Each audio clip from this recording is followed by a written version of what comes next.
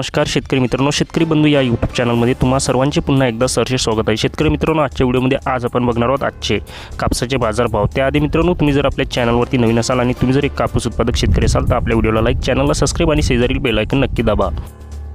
तसेच मित्रांनो, रविकांत तुपकर यांनी सरकारला दिलेल्या 15 दिवसाची मुदत संपल्याने संतप्त शेतकऱ्यांसह रविकांत तुपकर यांनी नागपूर येथे मोर्चा काढलेला होता।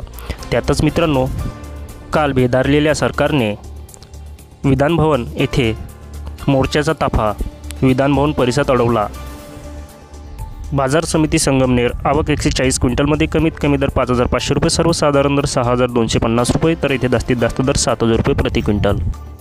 बाजार समिती सावनेर आवक 2,700 क्विंटलमध्ये कमीत कमी दर 6,600 रुपये, सर्वसाधारण दर 6,625 रुपये, तर येथे जास्तीत जास्त दर 6,625 रुपये प्रति क्विंटल।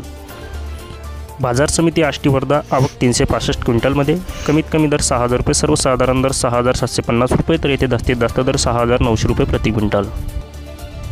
पांढरकवडा बाजार समिती आवक 480 क्विंटल कमीत कमी दर 6,620 रुपये, सर्वसाधारण दर 6,700 रुपये, तर येथे जास्तीत जास्त दर 6,800 रुपये प्रति क्विंटल।